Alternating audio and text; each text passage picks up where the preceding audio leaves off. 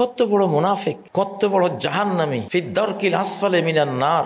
যারা কোরআনের মাহফিলের বিরুদ্ধে রিয়েক্ট করে, এখনো তোমাদেরকে কোরআনের কথা বললে তোমরা 146 ধারা দাও, তোমরা মাহফিল বন্ধ করে দাও। ওকে, মাহফিল বন্ধ করতে পারবা বেটা, ক্ষমতা থাকলে আমার ভূমিকম্প বন্ধ করতে দেখি। ভূমিকম্পের উপরে 146 ধারা দে, তোর কত পাওয়ার আছে আমি একটু দেখি।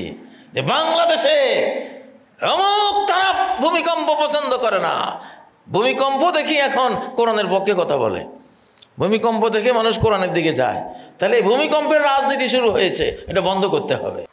বলো পুলিশদেরকে, ডক্টর ইউনূসের সরকারকে বলো, দরখাস্ত দাও যে এই দেশে কোনো ভূমিকম্প চলবে না, দেয়ার ইজ নো আর্থকোয়েক, এখানে আর্থকোয়েক চলবে না, দাও 146 ধারা। সেই বক্তা এখন হাজির বাংলাদেশে।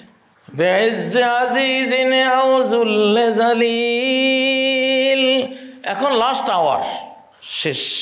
ধরুন নবীজি 1 ঘন্টার জন্য পৃথিবীতে আসছেন, সে 1 ঘন্টার 30 মিনিট শেষ, আর 30 মিনিট সামনে।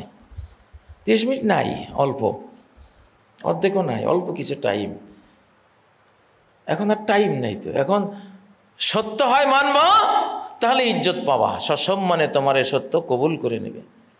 5ই আগস্ট যারা সত্যের পক্ষে জীবন দিয়েছিল, সংগ্রাম করেছিল, একজন মরলে 4 জন এগিয়ে এসেছিল, সত্যের সেই সৈনিকদেরকে বাংলাদেশ যেমন বরণ করে নিয়েছে, গোটা পৃথিবী বরণ করে নিয়েছে। আর যারা মিথ্যা ছিল, ধিক্কার তাদের প্রতি, ধিক্কার, শত ধিক্কার, প্রতিদিন এক ধিক্কার বের হচ্ছে। তো এখন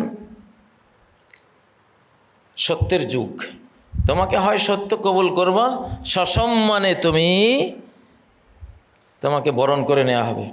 সত্য কবুল না করবা, ডিনাই করবা, সত্যের সামনে দাঁড়াবা, তোমার দুয়ার ভেঙ্গে তোমার ঘরে সত্য ঢুকে যাবে, তুমি রোখাতে পারবা না। তুমি হয়তো কোরআনকে ভালোবাসো না, আল্লাহ তোমার ছেলে এক টানে ছেলেকে নিয়ে গেছে, ও কোরআনের জন্য জীবন দেবে।